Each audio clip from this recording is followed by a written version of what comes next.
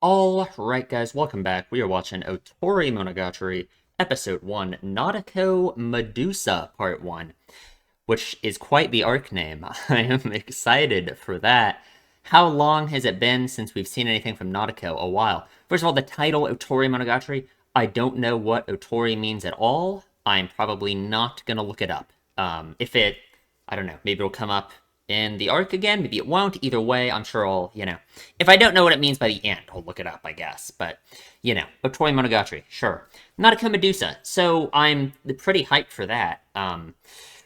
We did watch this in novel order, so the last time we watched was, of course, Hana. So it makes me wonder if our timeline is maybe going to be a little bit like if we're going back, right? I'm going to assume this arc, we hopefully we aren't still going to be way off in the future like Hana, but I mean, who knows, I guess. It's just like, people did warn me that the timeline would get confusing.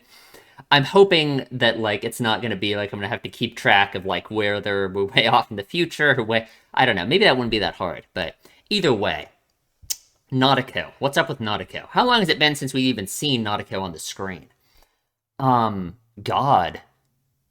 She wasn't in Hana. She wasn't in Kabuki. She wasn't in Tsubasa Tiger or Neko Monogatari Kuro. Yeah, it's been since Nisei Monogatari. That was the last time we saw Nadeko, when she was, flirting with Araki, essentially.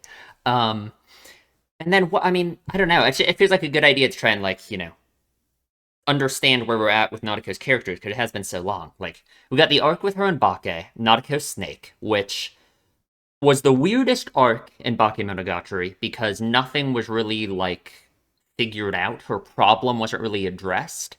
Although, of course, in Bake, especially now with, like, Hana and Tsubasa Tiger, all of that, right? It's clear that none of the problems in Bakemonogatari actually were, like, directly, like, fixed or addressed. You know what I mean?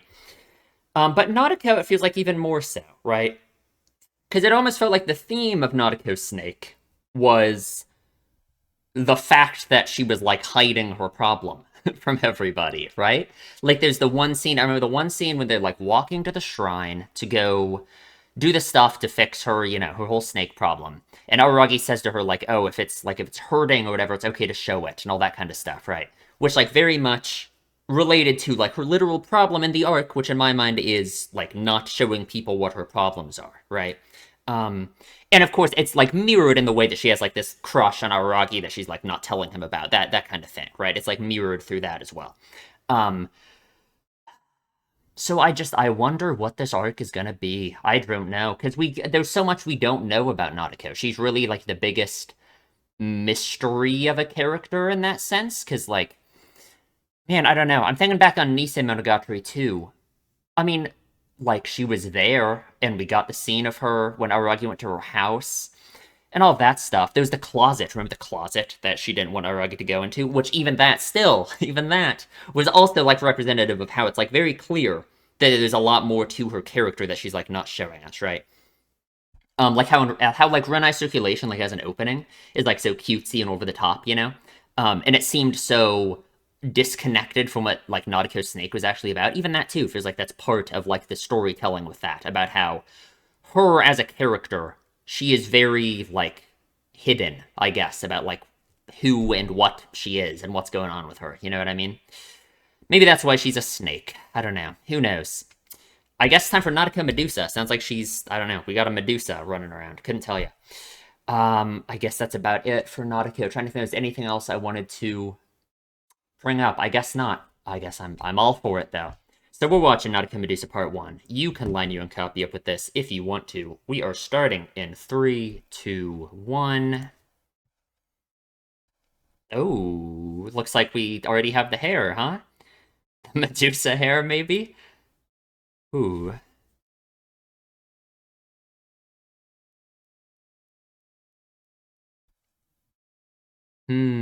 Oh, I want to read those. Something about the world being difficult. Oh, 2010. I wish. This is interesting, like, what she's doing here. It's almost like she's, hmm. All of these, like, kind of, just, like, basic facts about her, right? Because it's almost like that's all we know about her, right? We don't know anything deeper than her beyond all of these just like basic things she's telling us. God, I gotta go back and read all this. Right, like none of this is going beyond the surface, you know what I mean? Which is all we know about her, really, because of the way she is.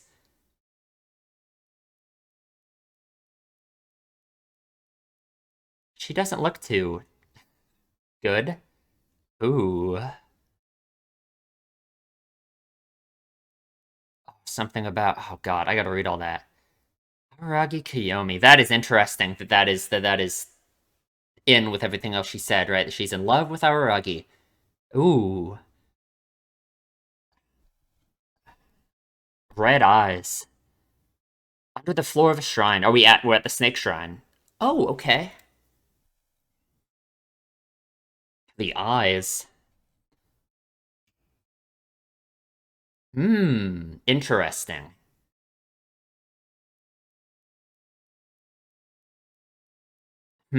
That's a very interesting thing for him to say. That goes kind of along with some themes we like set up in Hana with like the way we view people.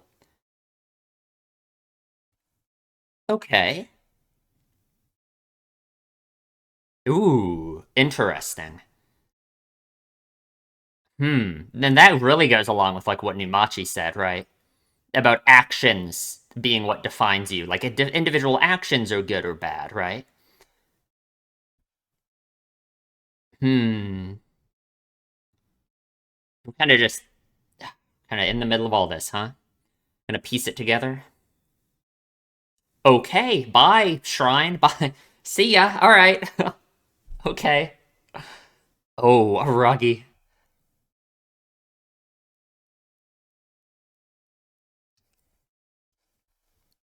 Oh, I'm here to exterminate you. He would never say that. What are we talking about? Is this real? Is this real? Like, what do you mean? I'm here to exterminate you. Is she dreaming? Oh, Jesus Christ. Yeah, no kidding. No, I would never. Like, hearing those words come out of Aragi's mouth, that is like a big red flag. It was her. Poison works against vampires. Hmm. Oh. Hmm. Was it? Was it your fault? Oh no, that's Was it your fault? I wonder. Because with the way she acts, even in like Nautico Snake, of course you want to say it's not her fault, right? Certainly, yeah, seems like it with the snake hair, huh? Nice outfit, Shinobu, looking good. Ooh, was he? Sure, true, right?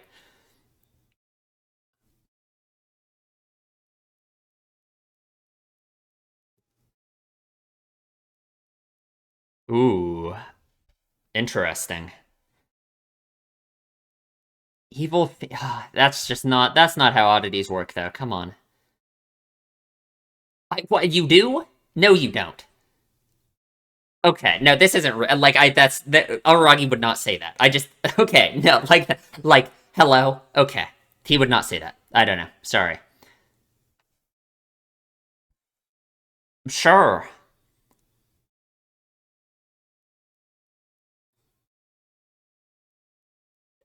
Why? Literally, why? I wish either of us knew. I suppose.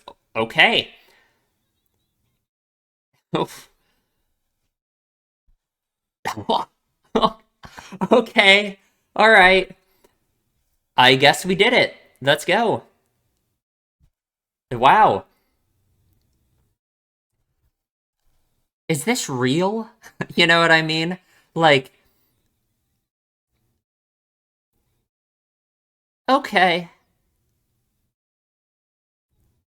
Apparently it's all her fault though, according to her. So, ooh.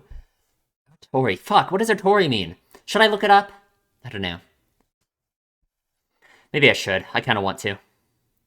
Oh, shit. Oh, fuck. Oh, this opening. Oh, what the hell?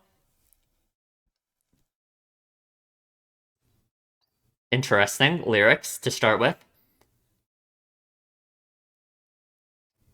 No, I'm digging this actually a lot.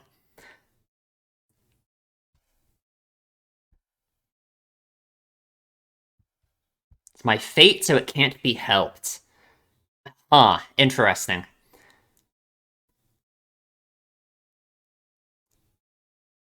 Ooh, just like oh, it's so much like real nice circulation. I we even get like the same shots.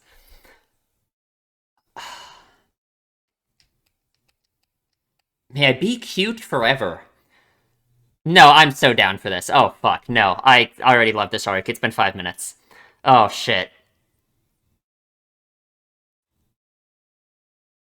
No, I'm just imagining the things that could be being done with Nadeko's character in this arc, and I'm all for this. Huh. It's all her fault. Is it? Oh, that's good. It's a good ending. That was a really good opening. Jesus. Sure.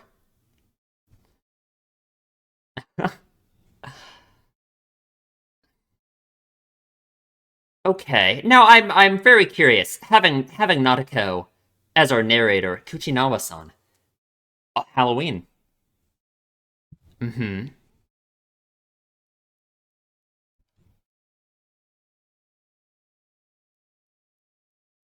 In quotes? Okay. Interesting. Ooh, yeah. Sure. Okay, October 31st. So we are a few months after August. Hi Ogi. We are a few months after August. Okay. Which is when like Kabuki, Tsubasa Tiger, that stuff was. Yeah. What's up, Ogi? What are you doing? You're a girl again. God, is Ogi just gonna keep doing this? Just gonna keep showing up at the start of every arc?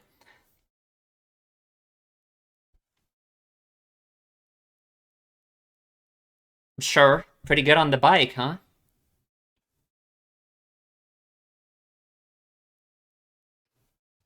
Okay, I gotta lock in for Ogi. Oh, her name. That's what she. Yeah, said Marwa.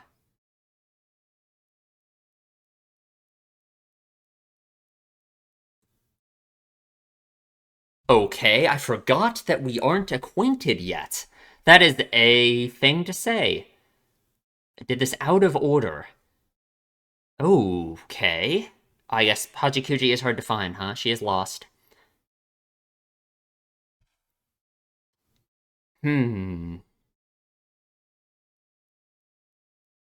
What's up?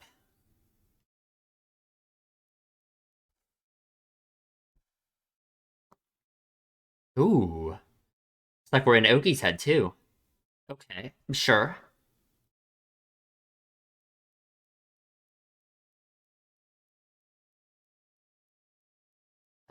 Sure. Okay. Right.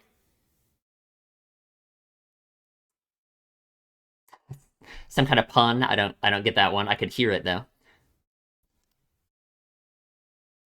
She's a bit of a timid person, seemingly, yeah. Ooh, the case about Sengoku-chan is basically a side story. Ooh. Okay. Sure. What is Ogi doing? What is Ogi doing?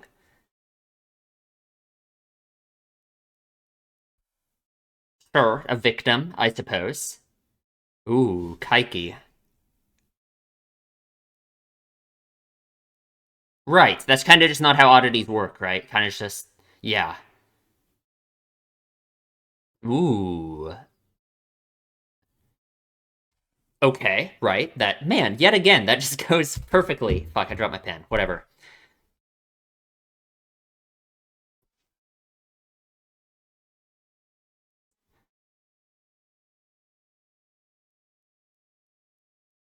Hmm. Sure, if you remain, like, closed off, I suppose? It's certainly, I don't know. I don't know if she remains being purely the victim, right? Huh.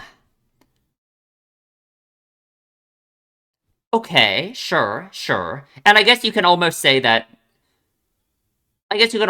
could be like part of why Nadeko acts the way she does, perhaps, right? The timid, so, you know.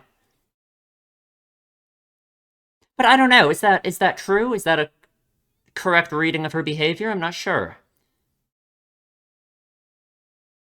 Sure, right. Because that's just not how oddities work, right? You're never purely the victim of one, I'm sure. Ooh, Monogatari.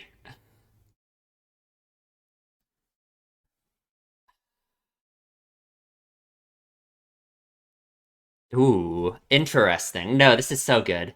Man. Hmm.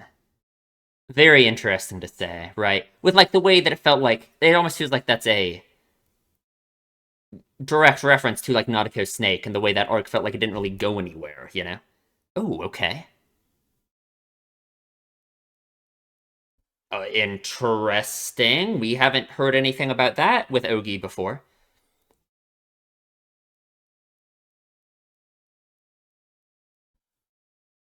Good, I suppose.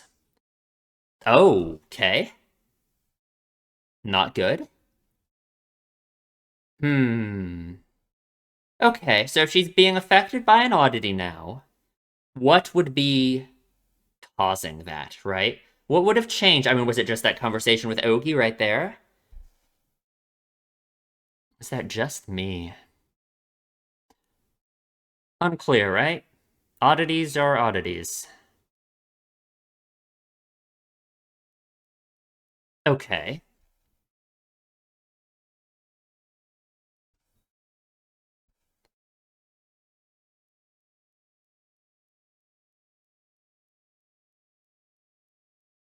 Ooh, Kaiki.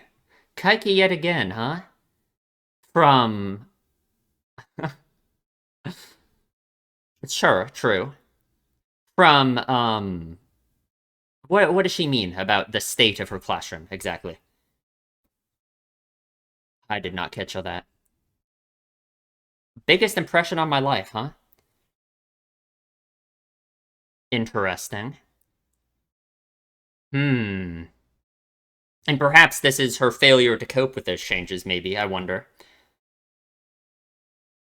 I want to sound like the victim. I can't stomach those or the victim mentality. Okay. Not you. She remains unchanging, perhaps. Oh, sure. And Nisei, the stuff he was selling. Okay, sure. Right. Yeah. Okay. Had to be, yeah.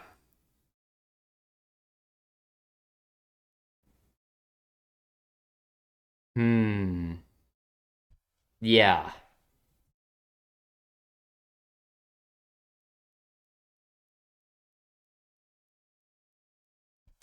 Okay. What did they do exactly? What was the point of the charms?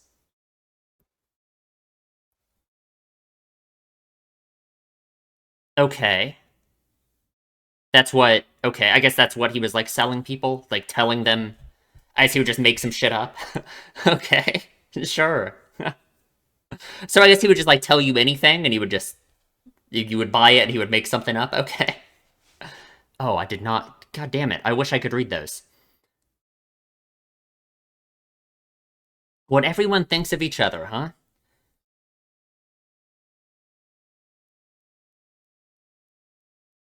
Interesting. Oh, the way that she like views other people like this, right? That it's like it's interesting. We're getting background characters, which is abnormal, but like they're in this weird way, you know? It definitely says something about the way she views the world. Nobody can talk from their heart. Neither can you, right? Oh, another snake. Feels very much related to like her problem that she's always had in a sense, right? Hmm. Oh, okay. Sure. Certainly different. A delicate response.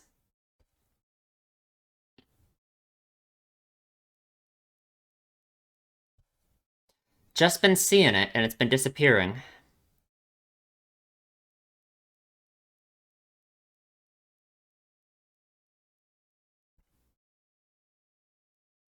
Hmm.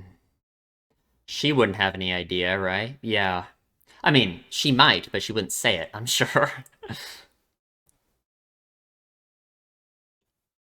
Was it different last time? I suppose.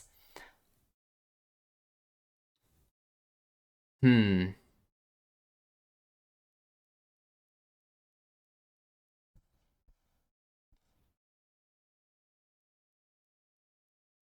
Chikiri Noa, that's the name I was thinking of. That's like Kuchinowa, the name she said earlier.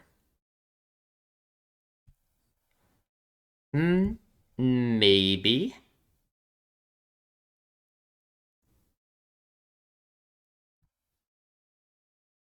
Yeah, right. Right, right, right.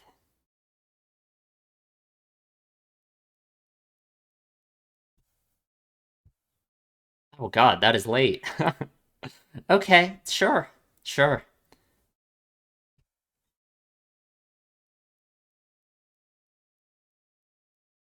Oh god. Oh no. Oh god. Don't say that. Oh no. Oh god. Stay still, I can't explain it, huh? Hmm. When in trouble. Okay. Huh.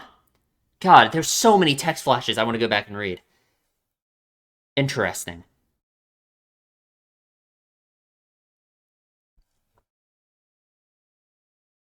That expression is a lot deeper than anybody thinks. Huh. Sure. Man, these shots we keep getting of her, Hmm. Okay. I guess it is real. For a second, I was really thinking, like, what if... I don't know. Oh, sure, true, right. I wish two characters would talk about Ogi and, like, acknowledge their existence. That'd be pretty nice.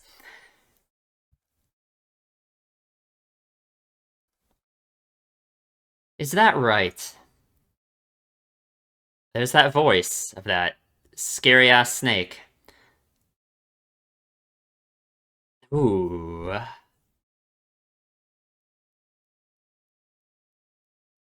Don't know what you're stomping on to live.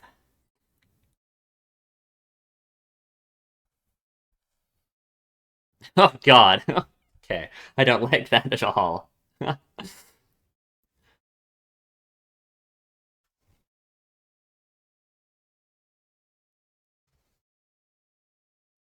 Auditory hallucinations now. No, it is, because, like, even she's singing them as hallucinations, right? Hmm. Because I was almost thinking for a moment there that, like, what if she literally did make up the snake stuff so she could go hang out with Araragi? But no, but she is seeing them now, too, like, after her call with Araragi. She, like, reacted to it. Like, I don't think so, right? That'd be weird.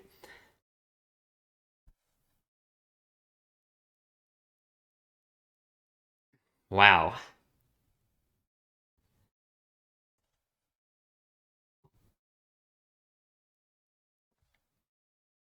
Sure. I guess. Yeah. She regret it that much? I suppose so.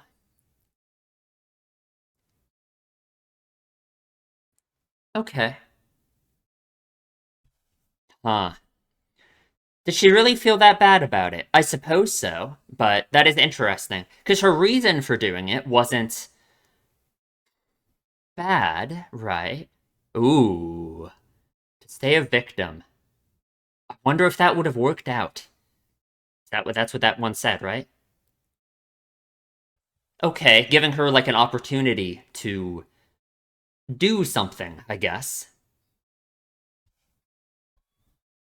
What are we? Oh, great. Man, yeah, sure.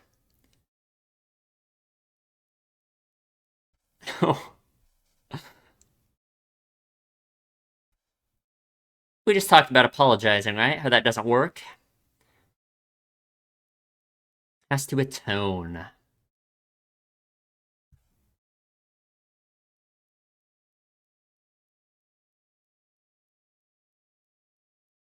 Sure, right.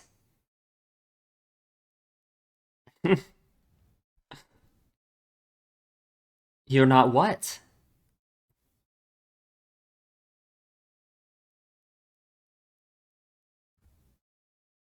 Hmm.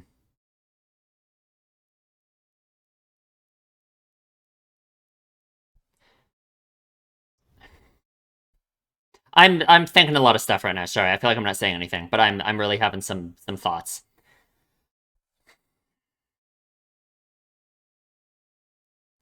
Sure, sounds good.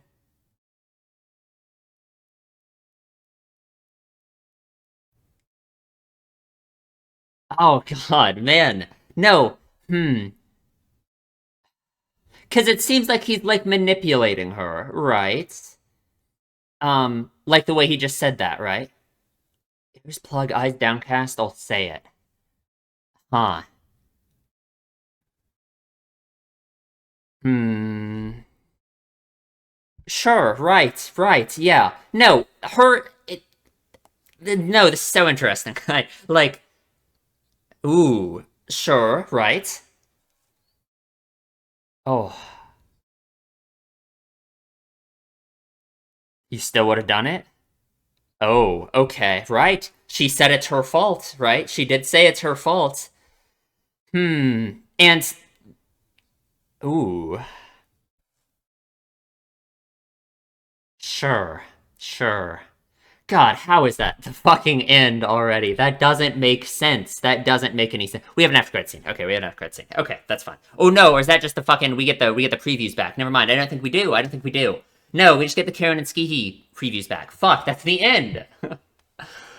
Okay, no, that was really something, right? We started off with Nadeko telling us that it was all her fault with no room for excuses. It was all me.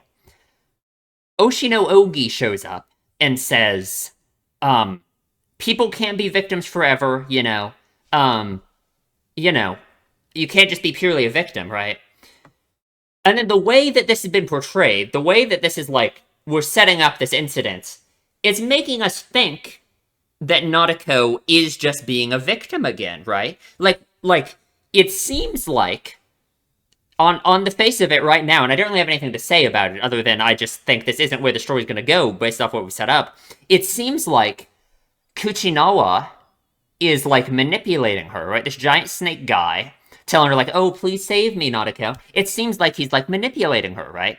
Making her a victim again, making her a victim of an aberration yet again, not her not having any agency here, just being the victim who has to be saved, and that it's not really her fault, right? Like you want to say to what she said at the opening there that no, it's not. It's not really all her fault. But what if it is? What if it is all her fault? What if what she's saying is true and that she isn't being manipulated? Okay, preview. It sure has. It's what? Why? I guess she's very popular, huh? It's wow. Okay, sure. Okay, I don't know. Okay, Karen's good at math, I guess. What? Uh huh. Okay, sure. Um. Uh. Um. Uh. Okay, well, that's not even a solution. Yeah, that's not a saline solution anymore. Okay, sure. That was a fucking crazy ass episode. Okay, no more questions, Skihi. Yeah, please, come on. That was a crazy ass episode. We will talk about it in the discussion. Okay, let's talk about the episode. I did not pick up my pen. There it is. So this was really good. I already can tell I'm really gonna like this arc no matter what. um, I already feel like it's a little bit like the author's trolling me. A little bit, right? It's hard for me to tell to what extent I'm being trolled so far. But I don't know. We're getting there. That's for sure. I'm very glad I took the time to really think about Nadeko again and make sure I'm all settled and like my thoughts on her before this, because I think that is very important, probably, to this arc, right? I mean, why wouldn't it be, But so okay, no, we just gotta go in order. So at the start here, we're beginning with Nadeko. First of all, with the crazy Medusa hair, looks terrifying, frankly. We begin with telling us all of this stuff about herself, all of these like little details about herself and all this stuff. We have these text flashes that I'm gonna make sure to read, but I want to talk about this first, right? She tells us all of these like kind of benign, just like basic details about herself that aren't really anything about like actually her as a person that like matters, and I think that's interesting because one, it goes along with like what we know about her, right? Like all we really know about Nadeko is these very like basic surface level things, right? Her as a character, she's so like secretive essentially and so like closed off. Won't like we've gotten so little information about her kind of because of her own attitude about that kind of thing as well, right? Going back to Nautico Snake. Um that her going on and saying all this stuff, it really is. It goes perfectly along with that. These are essentially all these random, just like surface level observations she's making about who she is essentially all we know about her as well, right? Um, but what's really interesting about it is like, why is she doing this? Why is she going through and listing all of these basic things about herself, right? Um, it's like, it really makes you think, like in her head, right? Because, I mean, she obviously, like, if we are this disconnected from her as a person and we know so little about her because of the way she portrays herself and her problems and everything, and even the story itself, it's almost like some of the lines that Ogi says in this episode are kind of like meta about the way that it's like Ogi was almost like belittling Nadeko's like potential as like a character, you know what I mean? Saying it's like, oh, surely this whole thing will just be nothing, it'll just blow over, because it's just Nadeko, right? And as a viewer, it would be so easy to view Nadeko in that way too, right? And Nadeko is the one who's like acting like this, right? So it makes you think like, okay, so then how does Nadeko think about herself, right? Because this is weird, right? What she's doing here, going through all of this stuff about herself. Because now we know that all she was doing is just sitting in the shrine, curled up, thinking all of this stuff about herself, going through this list of just like basic facts about who she is, I suppose. Um, and just like what telling them to herself, I guess. It's almost like she herself is like disconnected from, I guess you could say, like who she really is or like her deeper problems, I guess. It's so hard to say because again, we don't know, right? There's so much about her we don't know. Um it's almost like she's trying to reassure her. It's like she's trying to reassure herself that like this is who she is, and that like she's going through this list of like basic facts about herself, reassuring herself that yeah she is Sengoku Nadeko, and that this is this is it. This is all that she is, or these basic facts and nothing more. And the really interesting thing, I'm gonna say it now because I don't want to like go to it because I want to read this text flashes. But the really interesting thing is that the end of this, when tacked on to all of these useless facts, essentially a bunch of stuff that just doesn't matter, right? Just a bunch of surface level stuff about her, is the fact that she is also in love with Araragi, right? That is really interesting. That is very interesting. That is part of this list of things, right? That she's mentioning, because if all of these other things about her that she's listing off here are something that are like, or things that are like unimportant, and or things that are just kind of like basic facts about her and nothing like deeper than that, I feel like it's meaningful that her being in love with Araragi is thrown in with all of those as well, right? As if that's not like something that actually, like you would think, if the way that she acts is so secretive and so like she hides her problems, right? We don't get to know much about her. You would think that the person she's in love with would also be part of that, right? Like to get like more meta for a second, right? Her being the narrator in this arc, right? She hasn't like dropped the way that she's been acting, right? Like we're in her head still. We're in her head and she's telling us stuff essentially. Well, no, we aren't even in her head, basically. She's just narrating the story to us, right? We get to hear her thoughts at times. Um, well, maybe, or it's not even. I mean, not even. I don't even know if we're hearing her thoughts or if she's just talking to us while we see her walking. You know what I mean? But it's like she hasn't even dropped the way that she's acting through her narration. You know what I mean? Like even now, even when we're in her head, it's like we still don't know much more about her despite that, right? It seems like she's still, even to us, in like a meta sense, even to like the viewer, the whoever she's narrating to, um, even them, even us, she's not being open about things, right? Um, so in that sense, it's very interesting that her love for Araragi is tacked on at the end of this long list of non-consequential things that she's telling herself about like who she is and what she is, right? Because you would think that's something that would be very important to her, right? You would think that her love for Araki is something that she would want to hide, right? Which she has done. She's kind of made like pitiful attempts in making it seem like her love for Araki isn't like blatantly obvious, right? Um, not when we're in her head, at least, right? Like, in Nadeko Snake, certainly that was something that like I even said that it felt like that was something that was like a parallel for the way that she acts about things in general, was her hiding her love for Aragi um was kind of like the same with her hiding her problems and like all of that stuff in general, you know? And especially in like Nisa Monogatari with her attempts at the flirting with him and all of that, which was very really something.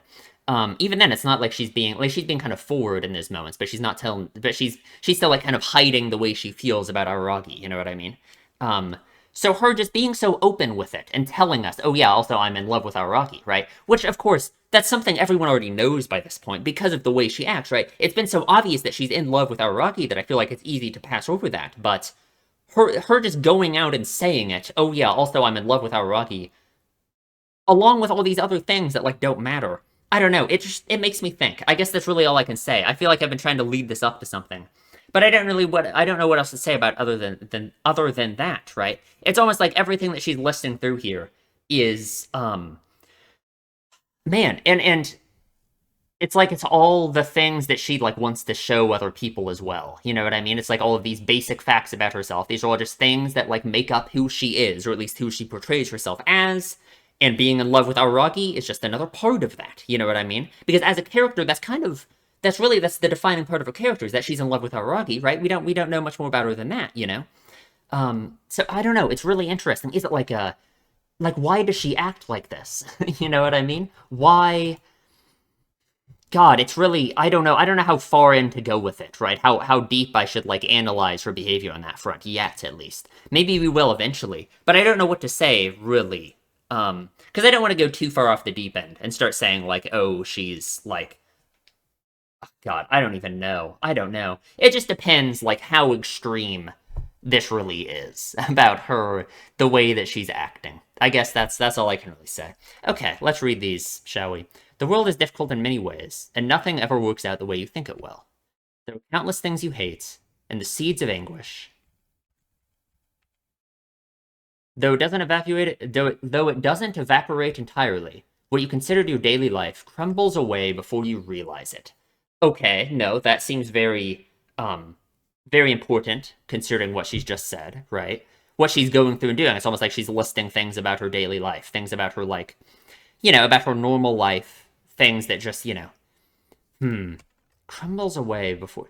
Though it doesn't evaporate entirely, what you considered your daily life crumbles away before you realize it. The routines you thought you could rely on no longer works, and your body and soul are worn out by it so completely that you suddenly sink to the ground. Is that what Nadeko is doing, right?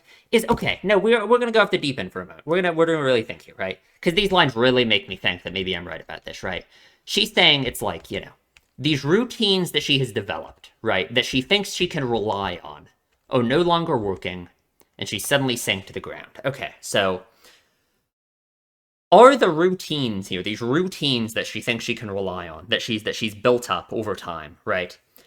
Is that like the way that she portrays herself to other people, essentially, right? Like the Nadeko that we know, the Nadeko that we see all the time, does she think of it as like a I maybe this goes without saying, but does she think of it as like that is a relief from having to like be open with people? And I guess that's just like true, right? She hides who like she really is and what her real feelings are from people all the time, right? Obviously, like with Araragi, yes, sure, but also I think just in general, right? Like just going back to that one line that Araragi said to her Nadeko Snake, that seemed like the whole point of Nadeko Snake was the fact that she hides her problems from other people, right? So it's almost like this the way that she acts in general, has she like developed it? Like has she developed the way that she acts over time? Unconsciously or not, I don't know. I think it could just be like an automatic, like defense mechanism essentially, in order to like rely on almost like this persona almost of like who she is in order to, to get through daily life, I suppose, right? I mean, whatever reason she would have for hiding who she is and the way she thinks and like, um the problem she has from other people, right? And that really goes along with like the way she's listing out all of these things about herself too. Like she's going on about all of these basic facts about herself and how and yeah, and it's just a bunch of basic stuff about herself. It's like she's confirming to herself that like yeah, that's me, is I'm all of these basic things. You know what I mean? So if this is the oh god, I went too fast. If these are the routines that she thought she could rely on, and they're crumbling away, right, and she's sinking to the ground, it's almost like the version of Nadeko we've always seen. Or maybe I don't like saying it like that, because that makes it sound like, I don't know, like multiple personality disorder. I don't think it's that, right? But like the way Nadeko has always portrayed herself, hiding her thoughts and her problems and her feelings from other people. It's like I guess that isn't working anymore for her. You know what I mean? And it's almost like what she's doing is almost trying to like reclaim that, maybe. Hmm. I don't know. I really don't know. But I feel like that really goes along with a lot of stuff we saw in this episode too. Like the weird way she's thinking about like her own actions even. Like at the end of the episode when she was saying like, "Oh, I'll say this with my eyes downcast, like face to the ground, whatever." Like I don't remember how she said it exactly, but like it seems like she really does like put an effort into acting the way she does, right? And I assume I mean of course, right? But I don't know. I just wonder how extreme that goes, right? How much of the Nautico that we see is a conscious effort on her end to like act the way she does. You know what I mean? And I guess that kind of goes for anyone, right? Anyone who acts the way Nautico does, when she's so shy, so timid, right? She doesn't want to open up with other people. How much of that is like a conscious effort to act that way? You know what I mean? I guess hard to say. Sometimes I collapse in frustration. Or did I go too fast? I think I did. But I can still persevere, as long as my love is strong. If the person I love stands next to me, I can stand strong and walk proudly. Aragi Kiyomi, there it is. And that is kind of the summation of what we know about her. Let me read those one more time. Wait. Come on. One more time, one more time. Sometimes I collapse in frustration, but I can still persevere as long as my love is strong. If the person I love stands next to me, I can stand strong and walk proudly. Interesting, interesting. I wonder if in that sense it's almost like she wants someone who she's in love with, like Araragi, to what? To what? Like, I don't know, be able to bear her burdens or something? I mean, that's kind of basic, right? Like, I don't know. I don't know. That is interesting. I'm not sure. I'm not sure. Okay, interesting. And here she is under the shrine, talking to good old Kuchinawa. And he says some immediately interesting things. First of all, she has red hair and red eyes and snake hair, which is kind of creepy. I guess she really does turn into a Medusa. That's rough, I suppose. Wonder how that's going to happen. She says it's all her fault, though, so. So Kuchinawa says, "Who knows, more or less, all humans are like thieves. Each and every one of them only thinks about snatching others' entitlements." So immediately, since this is an aberration affecting Nautico, right, you have to wonder if this is representative of problems within Nautica, right? I mean, of course, So is that reasoning that this dude just gave, is that something that Nautica also thinks in some way, right? She says that she, like, disagrees. She says that she thinks not all people are like that, right?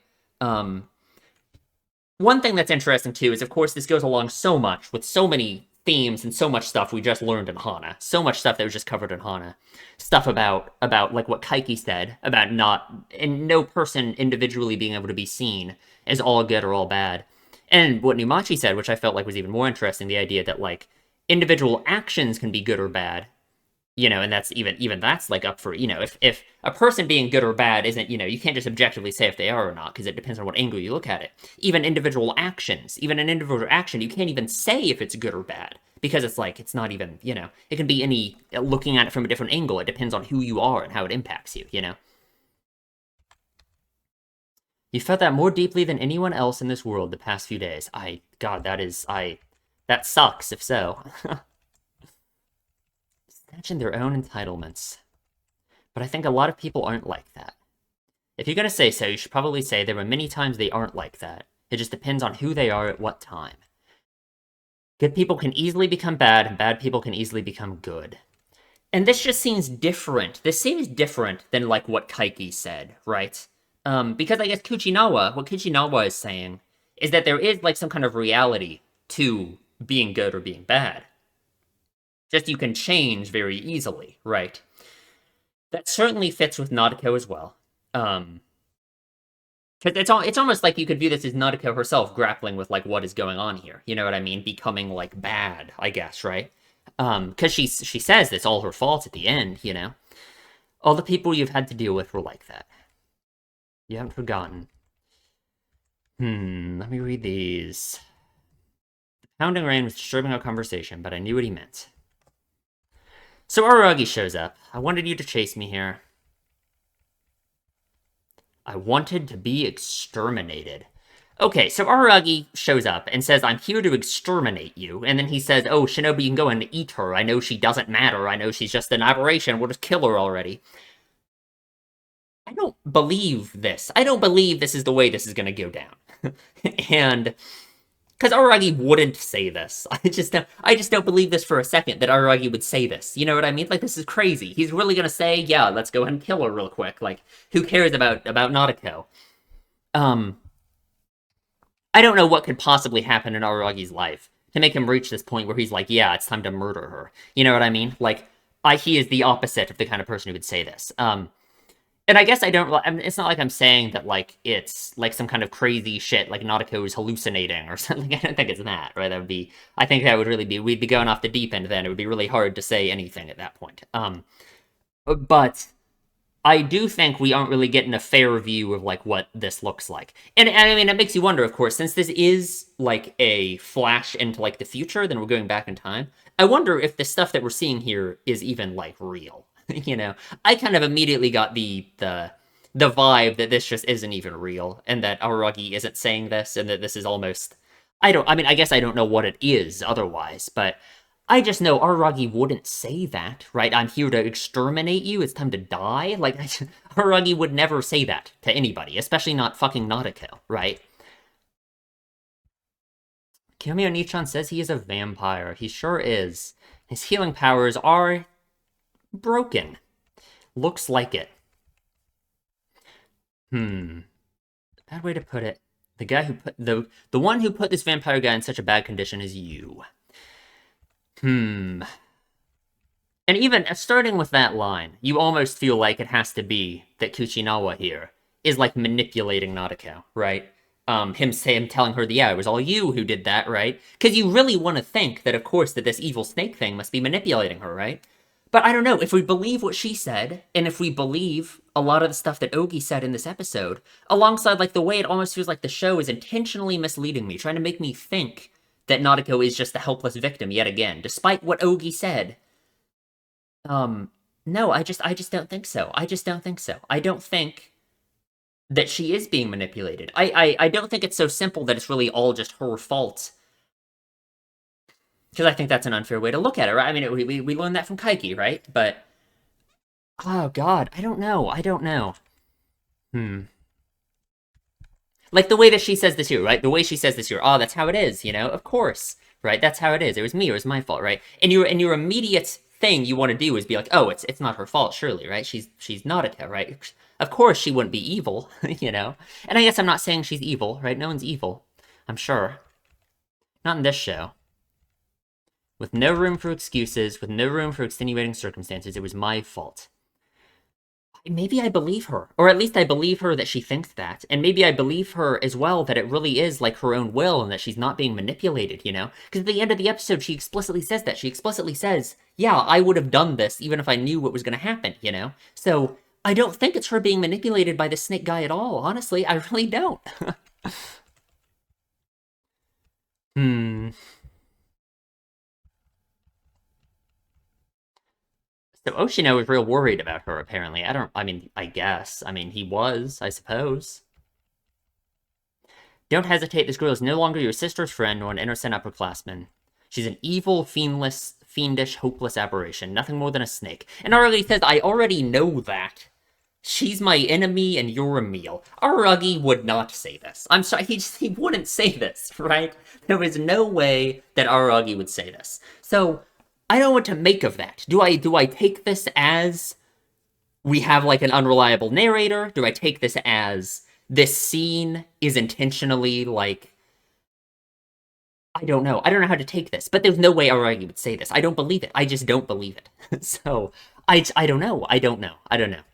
Go ahead and eat her, Shinobu. Like, what are we talking about right now? Yeah, good old Aragi telling Shinobu to eat teenage girls. That's what he's well known for doing, right? Like, insane. There's no way. Unless Nadeko just killed his entire family. But even then, I don't think he would act like this. Like, I don't know. Actually, I wanted to be in that position. I wanted to be at Kiyomi Oni-chan's side. I wanted to be his partner. But why is Nadeko? Why have I become Kiyomi Oni-chan's enemy? I'm gonna listen to that line. I want to see if she says Nadeko, if she says, like, Watashi or something. I don't remember to mute this, I guess. I don't think she's... No, the way this sentence is structured, I don't even think she says. It's very interesting how she talks about herself.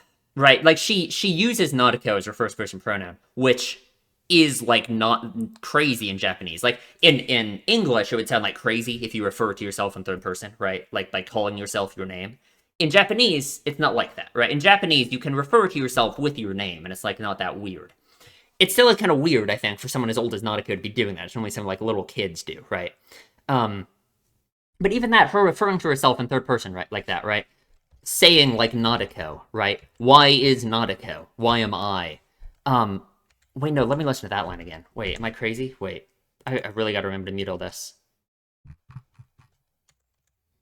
Oh, she does say Watashi wa. Okay, interesting. Interesting. It's like there's almost like a separation between Nadeko and Watashi. Like, like herself.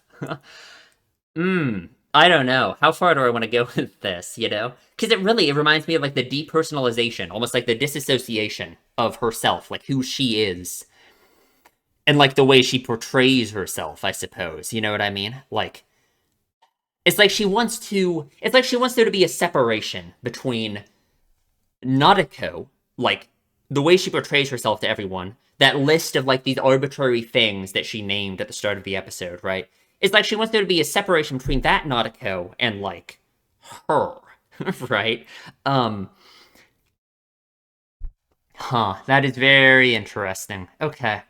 I mean, of course, that makes sense. I feel like that kind of mindset is kind of a necessity for someone like her with the problem she has, right? Never telling other people about her problems and like acting the way she does, right?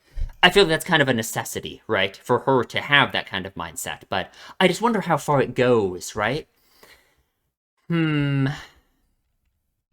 she fucking and this is what I'm saying is like I'm not sure if this first scene is like real because she fucking kills Aragi. So like of course, Aragi's Aragi, so like he might just not be dead, right? He might just not be dead. You know what I mean? He could just be fine. I guess like he's a vampire. I mean I guess she does say his vampire regeneration is not working. If that's true, then obviously Aragi doesn't die here. So in that case, I guess we could say this first scene just like isn't real. And a lot of the things we say are either exaggerated or something like that, right?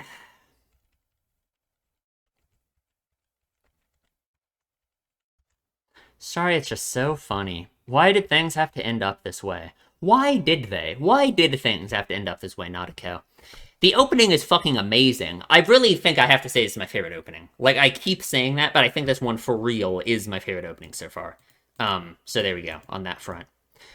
It's been 30 minutes. We're 6 minutes in. Okay, we gotta, and not count the opening. We're like 5 minutes in. We're really, man. We gotta go. Okay. So we do have not a Kira narrator, which is very good, very interesting, of course. Already kind of talked about that. Already kind of talked about this, about how it's interesting. It's like she is narrating to us, but we aren't really in her head exactly. There's a lot of stuff about her that we don't. It feels like she's still not being open with us, right? Despite us being like what seems like in her head, and despite it seems like like we should be getting things the way they are, it's like we still aren't. You know what I mean? It's very strange. That day is October 31st, a Tuesday. So it's November now. So it's several months after August. August 21st was the day that the term started, right? That was the day Tsubasa Tiger started. The day before that was the day Aragi went time traveling in Kabuki Monogatari. He came back on August 21st, right? So yeah, we saw this big gap between August 21st and now here up to November, essentially, right? I'm always depressed in the morning. To be more descriptive, I'm always depressed on my way to school. How much do I want to read into this? How much do I want to read into this? Her saying depressed in quotes like this?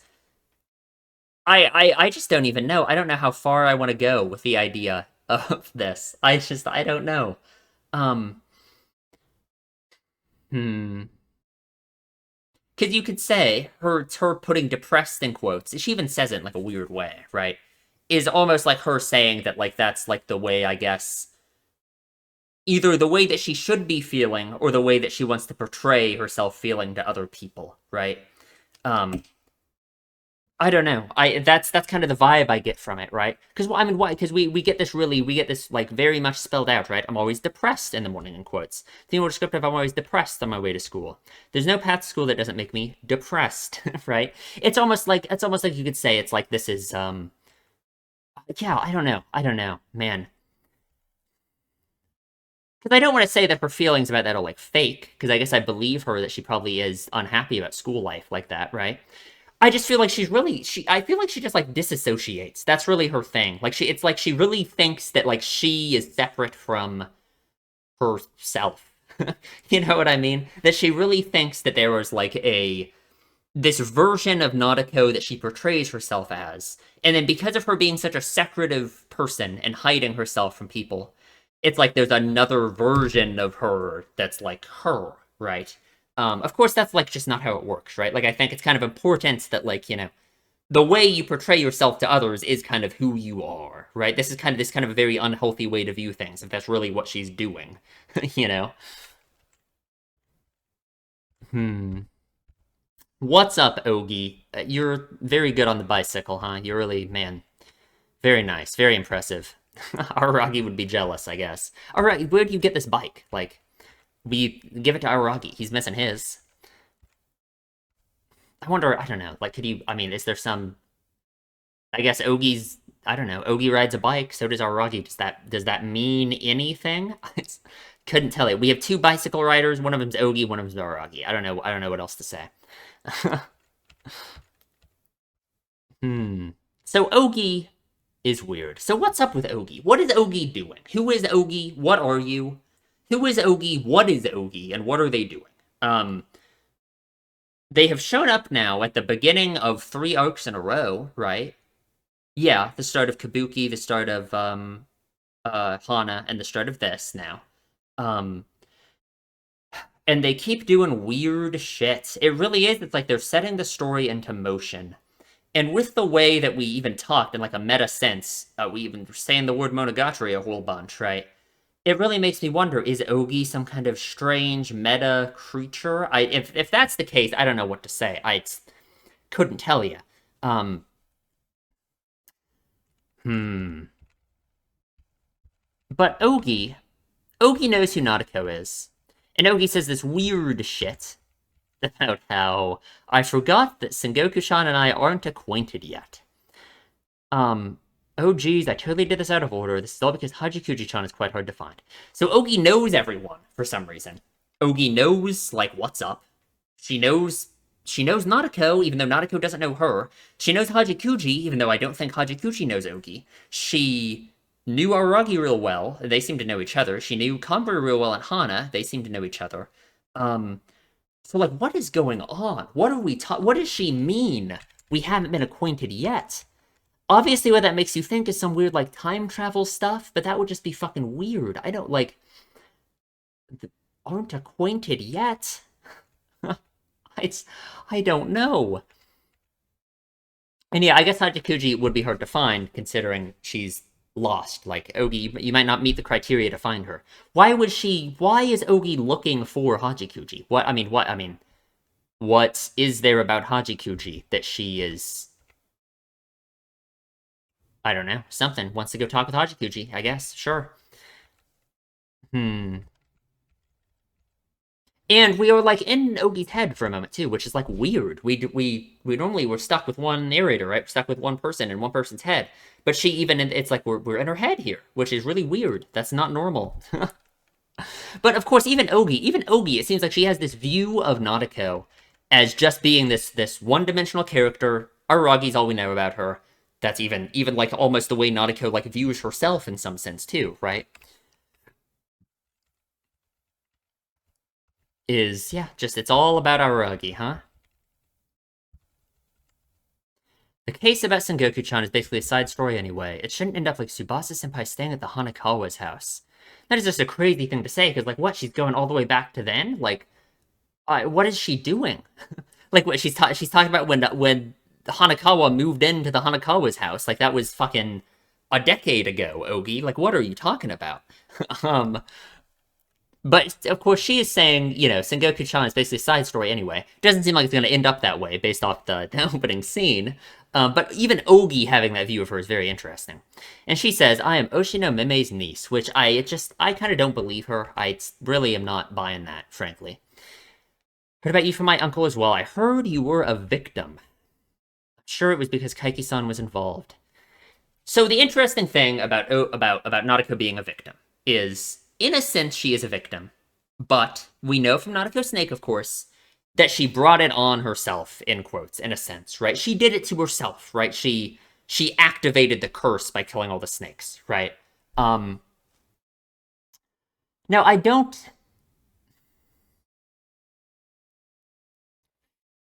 Where does that bring us in relation to whether or not Nadeko is like a victim, right? Because I think she didn't do that out of like she didn't do that on purpose, right? Like she didn't know it was gonna like start killing her if she stabbed the snake. I mean, of course, there is the idea we brought it up before, the idea that of course everything kind of did end up working out real well for her in that arc. She did get Aragi's help. She got to hang out with Aragi for a while, her love, right? But I don't think that would be a fucking crazy thing for her to do to orchestrate that whole thing just so Aragi would help her, right? I don't think that's true. That would be like crazy, right? Um, hmm. Boy, oh boy, it's rare to see someone who's purely the victim of an aberration, right? So Ogi saying this is very interesting because that makes you think of the end of the episode, right? When it's almost like the show is painting Nadeko just being the victim yet again. People can't be victims forever. People just have times when they're victims and times when they're wrongdoers. Are you still thinking of yourself as a victim? Nadeko has nothing to say. I wonder why Nadeko has nothing to say. I wonder why she doesn't say anything. Hmm. Because this really gets to her, I think, right? If you keep looking down and staying quiet like that, then yes, maybe you'll be able to remain the victim.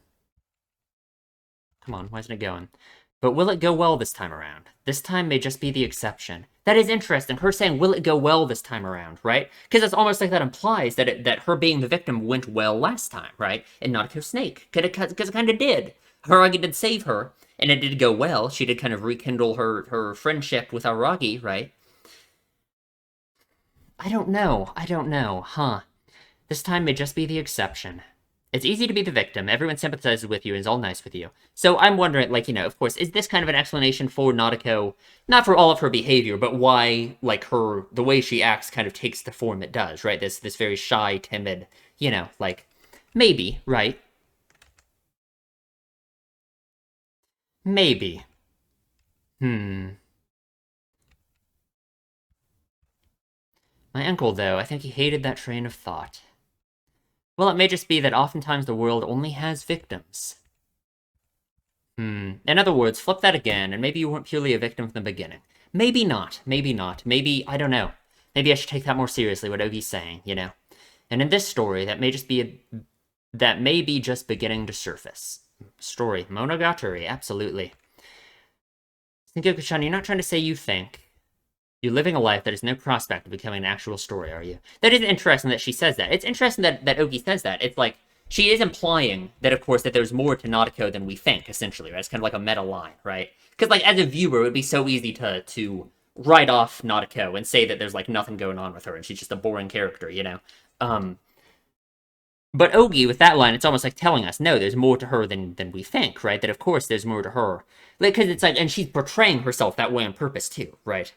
Um, But it is interesting how, at the same time, just a few lines before that, it's like Ogi really did almost write off Sengoku, saying the whole thing about how it's just a side story, it doesn't matter, you know? Because it's not going to end up that way. Maybe Ogi knows to some extent that Nadeko is more than she seems, but she just didn't understand the extent to which things would turn out, I guess. And then this weird shit about Ogi stealing your time. Like, what are we talking about? What are we talking about?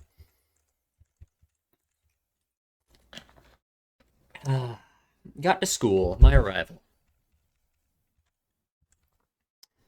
Nana Hayaku Ichi. Does that mean 701? 701. Public middle school. Okay, sure.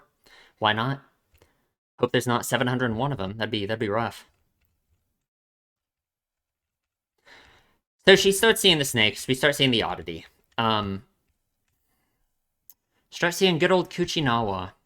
Which I guess, I don't know. I don't know what to think of it, right? Because we have to think, of course, something had to trigger this. Either something had to trigger this, or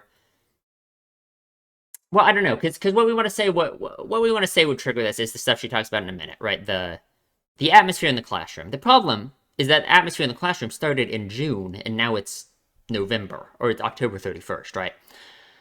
So it's been a while. I don't know. Because like with Hanakawa, for example, in Tsubasa Tiger, we had a very specific thing that triggered the tiger appearing and stuff happening, right? Um, that has to be true with this as well, right? Like, there has to be some reason why Nadeko is experiencing this stuff with Kuchinawa now, right? Um, I don't know what would have happened. I guess the problem is we don't know anything about the timeline up in the fucking like 3-4 months in between the last time we saw Aragi and this point. So I guess I just don't know, you know. A depressing school life. In quotes yet again. God, her face looks stupid there. If you ask whose fault it wasn't anyone's fault. It is Kaiki's fault, though, essentially. Kaiki Deshu. So yet again, it's interesting that Kaiki is coming up. It's interesting we're seeing Kaiki through, after all that grandstanding he did in Hana about how awesome of a person he is. So you know, that's not a fair way to put it, but you know what I mean. It is interesting how immediately in the arc after this, we are seeing the reality of what he did, the impact he's had on this classroom, right? Where apparently everyone, like, hates each other now, or whatever, right? If you leave out my family, Kiyomi Oni-chan and Tsukiyu-chan. He's the VIP. He's the most important person. Let me read that. And he's the one who left the biggest impression in my life. The biggest impression in her life. Interesting. My life deviated greatly because of him. What even changed? What changed in her life exactly since then, right? You know what I mean? Like, we know so little about Nadeko, but what exactly has it that has changed so significantly ever since her classroom? I mean, obviously her classroom is completely different, I guess, like the atmosphere. But what is actually different in terms, you know, like, other than her school life becoming depressing? I don't know. Huh. Ooh, saying it like that sounds like makes me sound like the victim. I get I'll correct myself. It's so clear that even, like, her saying it like this, right? Saying, like, oh, I'll correct myself. I don't want to sound like that. Even that, it's so clear that even now, we're getting her thoughts and what she's saying through, like, a filter. We aren't seeing her real thoughts. We aren't getting, like, actually inside her head right now, you know? God, and that's so annoying. But of course, right? I can't stomach these victim mentalities, huh? The The environment. And that is an interesting thing for her to say. To say the environment has changed so much, not her, right?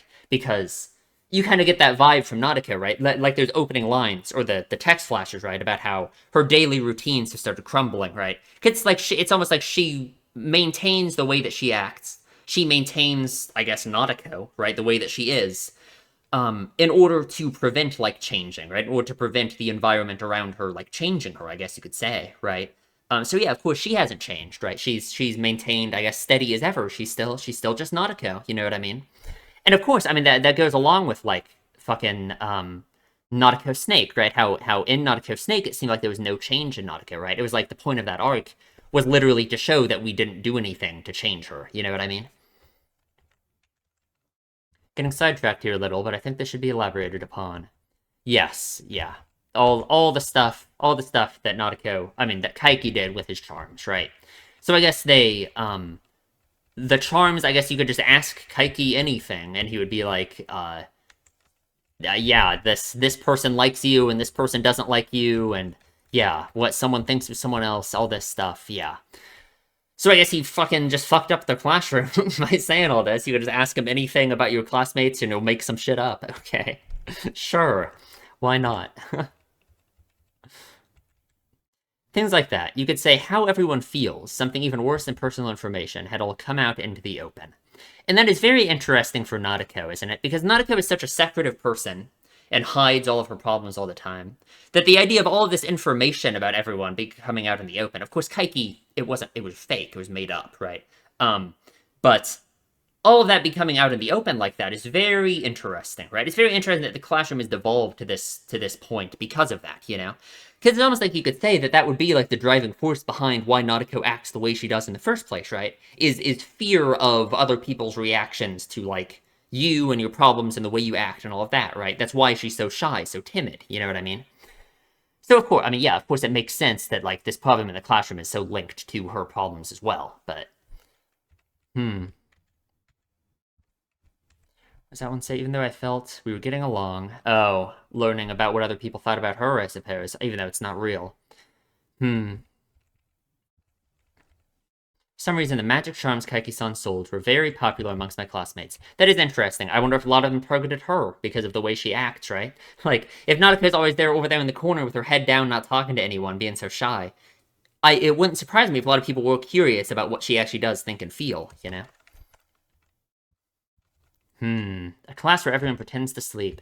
Very interesting the way that she views people, right? These silhouettes with a bunch of colors inside them, right? It's so different than like from Aragi POV when we don't get background characters at all, right? From her POV, hmm, we get people like this. Very interesting. I don't really know what to make of it, right?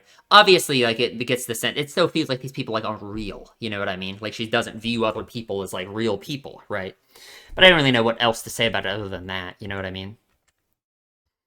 Hmm.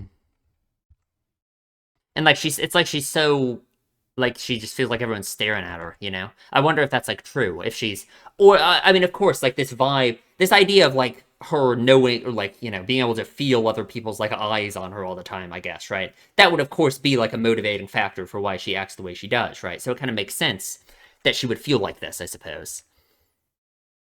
Nobody can talk from their heart, a class that is only superficially peaceful. Another snake yet again. She calls Araragi. So I mean, I'm just saying, it is awfully convenient for her yet again that this snake stuff is happening, and it puts her in touch with Araragi. Just saying, right? Kind of just like Nautico Snake. Going along with all the stuff that Ogi said, all the stuff that she said about how it's all her fault and there's no extenuating circumstances and all of that. I don't know. It really makes you think. I don't know. I don't know. Hmm.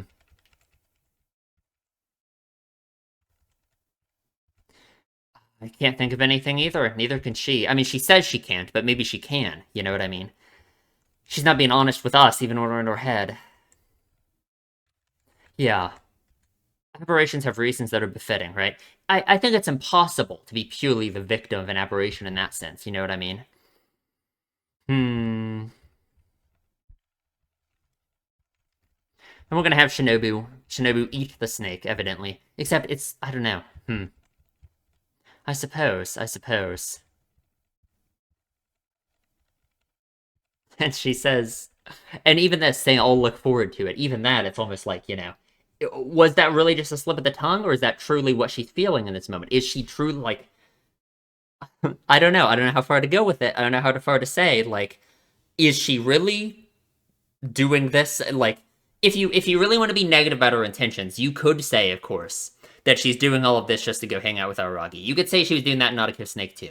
I feel that's kind of crazy to make that assumption now. I feel like that's really going too far. But it's something to think about, right? It is interesting.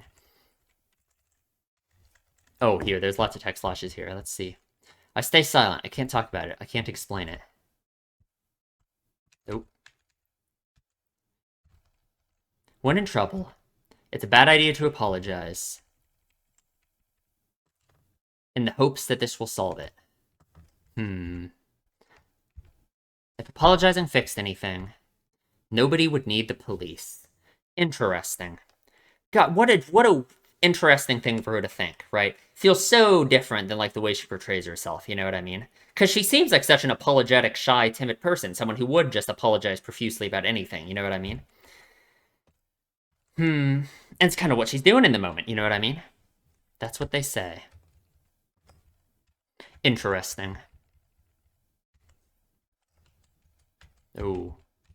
That expression is a lot deeper than anybody thinks. That is an interesting... It's a lot deeper than anybody thinks.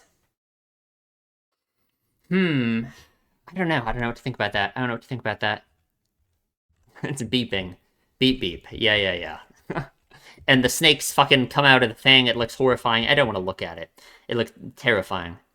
Yeah, come to think of it, I forgot to ask Kiyomi Onishin about Ogi. I wish we could have two characters talk about Ogi. Can you tell me who Ogi is? What is Ogi? Who are you? What are we doing? I wish. Man. So I remember that for no coherent reason. I suppose, I guess. This time, like the last, I can't think of anything that could be the reason. Is that right? Maybe, I suppose. And Kuchinawa says that he disagrees with her, and that there is a reason. that is befitting, I suppose. Brats with no self-awareness like you are the most troublesome. You don't know what you're stomping on to live at all. Interesting. And the fucking snakes come out of the receiver. I hate it. Looks terrifying. I'll teach you right there about what you've been stomping on to keep living. Yeah, auditory hallucinations too now. It's interesting that she's calling them hallucinations. Because that's what I was thinking too, right? Is it's almost like, I mean, along with like the beginning of the episode, like I don't know. I don't know how serious to take this, the idea of like hallucinations, you know? Because then God, I don't know. The idea of Nadeko being like an unreliable narrator, right? And I guess she already is an unreliable narrator in the sense of she is still not being like open with us, despite us being like in her head, you know? Like she still isn't being herself, right? She's still being Nadeko, right? So, God, I don't know. What happened to me? What's wrong with me? There's no such thing as a victim, only wrongdoers exist in this world. And it makes you think, like, okay, if this is an oddity affecting Nadeko, is this what she thinks about herself in some sense, right? If Kuchinawa is, like, part of her, right, he's an oddity that she is, like, spawned in somehow, right? Does she think about herself in this way? That there's no such thing as a victim, that only wrongdoers exist? Maybe, I guess. But I just don't, I don't know how to connect that to, like, Nadeko's behavior, right? I don't know. Unless does she feel like she's like manipulating people, right? Oh, wait. Okay. No, wait. This is actually, I just had like a brain blast here. Like, okay. And maybe I'm completely wrong. But does Nadeko feel like she's like manipulating people? Does she feel like the way that she's acting is like fake? And that she isn't like just a victim? You know what I mean? Like, let's say she did like, let's take her love for Aragi, for example, right? Let's say she did have some ulterior motives of some kind for acting the way she did in like in Nadeko Snake.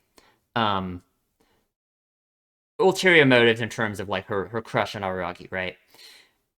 And Kuchinawa, who is a snake oddity that is related to her, and is taking in the story, Kuchinawa seems like this evil, manipulative snake that it seems like it's like controlling her, right? It seems like Kuchinawa is almost like the, if you kind of take what the show's just giving you and don't try and like reject it because I think the author's trolling me, then it seems like Nadeko is being manipulated by this evil snake, right? I don't believe that because I think it goes against what Ogi said and what Nadeko said at the start. But if the snake is almost like part of Nadeko and part of like the way she views herself, then does Nadeko like think of herself as like Kuchinawa? You know what I mean? Does she think of herself as like this manipulator who's like doing this crazy shit and like lying to people? Um, and what I mean by that is like the way she's so secretive and the way that it's almost like she tailors her behavior to act the way she does, right? So like, so timid and shy, doesn't want to tell anyone anything, right? Does she view herself as like manipulating people through doing that? And you could say it's like that's what the snake is, right? The snake in this moment taking on like almost being like a manipulator as well, almost like manipulating her, right?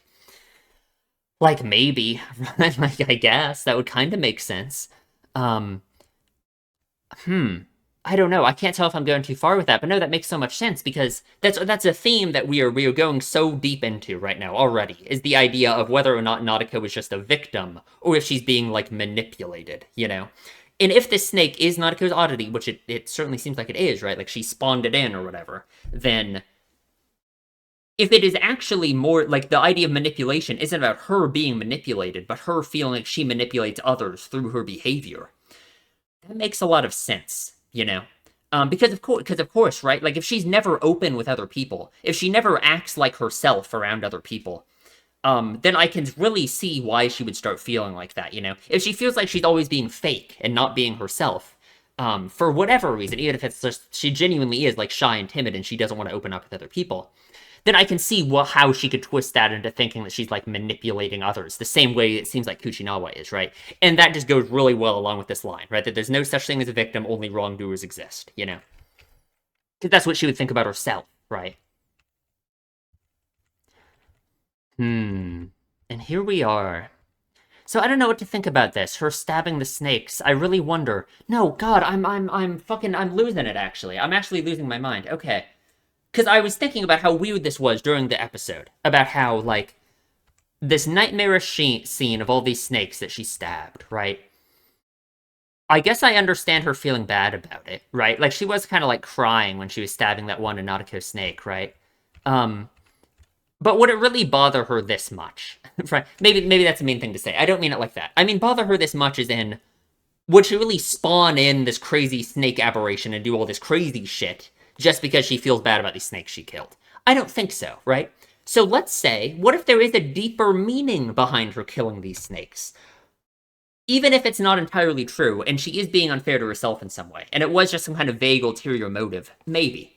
What if it is true that the reason why she stabbed these snakes, if she knew it was going to activate the curse, and she knew that would, like, you know, connect her with Araragi somehow, that fits much more with everything that's going on here, right? Because that would certainly fit into the idea of, like, manipulating other people, right? If it's like, then that would be what she would regret, right? She would regret having done this, having painted herself as the victim, just so she could, like, I don't know, connect with Araragi or whatever, right? Because that would make her feel like this evil manipulator, just like Kuchinawa, right? Like maybe, right? That makes sense to me. Certainly need a lot more to like really definitively say that's like what I actually think is going on. But I feel like that really makes sense to me, honestly. Hmm. Because like the idea of her having gone this far, right? Like, and obviously her having killed these snakes isn't like nothing, right? Like I do think she feels bad about having killed the snakes, but it's about what the snakes represent. It's about what she was doing when she was killing the snakes, right? Because what I was thinking during the episode too was like, oh, but when she killed them, she just thought it was going to help her, right? She thought it was just going to save her from this curse on herself, right? But no, what if she knew it was going to activate the curse? I mean, we've talked about it before, right? And then that is actually the regret she's feeling in this moment, right? That she went this far to do that. You know what I mean? And like the fact that she killed the snakes not to save herself, but like she did this evil thing, murdering these snakes, and not even for a self-preservation reason, but for an even worse, like more manipulative reason, right? then that makes it even worse of an action. You know what I mean? And it's like, and she thinks back to what Ogi said in this moment. It's like she's thinking about it. I almost think because Ogi here is like she is referencing what Nadeko did in Nadeko Snake. It's like, is that what Nadeko's thinking in this moment? Is she thinking about her own actions in Nadeko Snake in that way? I wonder if it would have worked out. Hmm. And there he is. There's Kuchinawa. Now one of her compatriots. I mean, now one of his compatriots. His partner.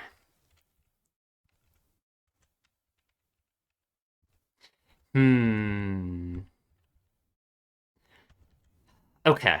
So back to like visual symbolism stuff, because this really helped. This really helped in Tsubasa Tiger to like figure stuff out, right?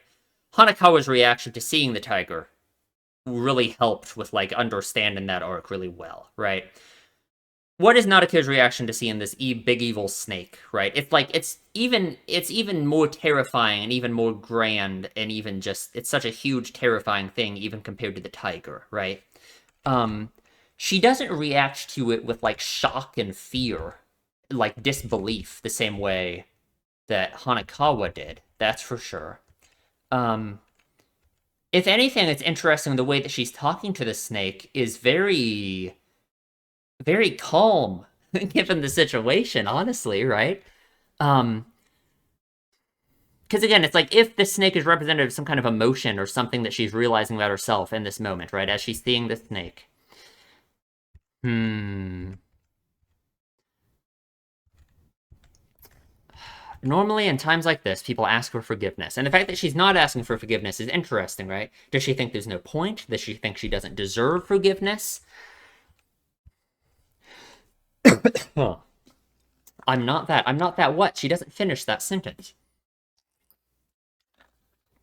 I really wish I knew what she thinks she's not that. Maybe I shouldn't have used a roundabout word like a tone. Hmm.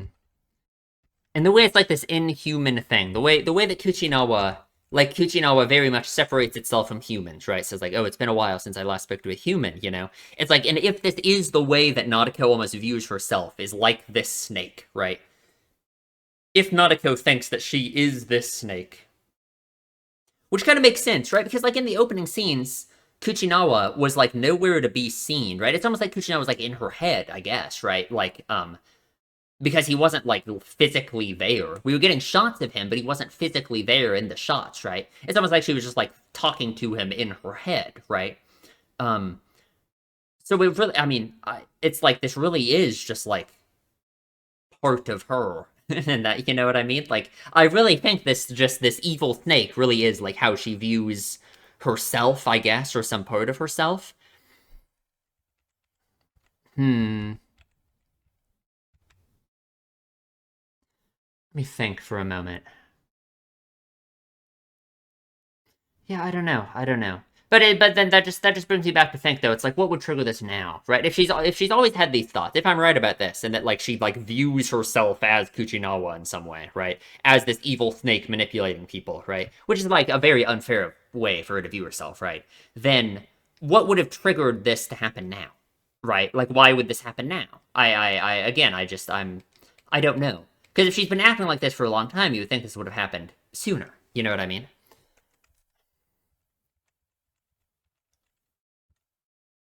Hmm. The favors. Please save me, Nadeko-chan. I thought he was asking for the impossible, but declining was even more impossible. I'll say it. Ears plugged, eyes downcast, I'll say it. But come to think of it, the ending to this story was already determined back then. Even if I knew what Kuchinawa-san wanted me to do back then. Even if I knew what Kuchinawa-san wanted to do to me. Even if I knew the truth and the facts, I'm sure I would have nodded yes in the same way. So I think destiny would not have changed. A story as such is nothing but a story. In the future where I fight Kiyomi Oni-chan to the death is edging ever closer. So what's very interesting about this, even if I knew what Kuchinawa-san wanted to do to me, it's almost like, I mean, like it really is, it's almost like she's manipulating herself. I, am I completely off on this? I really don't think I am. It makes sense to me, you know? So even if this ends up being wrong, like the way I'm viewing this being completely wrong, um, it makes sense with the context of this first episode. But it really is, it's almost like she's manipulating herself, right? That like if she views herself as Kuchinawa-san, right? Um, and Kuchinawa is like manipulating her in some sense in this scene, right? That's what it really seems like, right? Um, and then by the end of the arc, but when we, in the opening scene, right? I assume it's gonna be the end of the arc. Of course, we're gonna get to that point. That's kind of the premise, right? Um, by that opening scene, by that point in time, she's saying, "Oh no, it was all my fault." You know what I mean?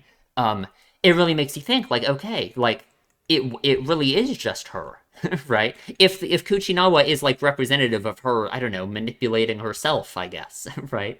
Whatever that even means, right? I think that she just views it like that, right? Like it's not really fair to say it in that way, but like I guess she's just viewing herself in that way. You know what I mean?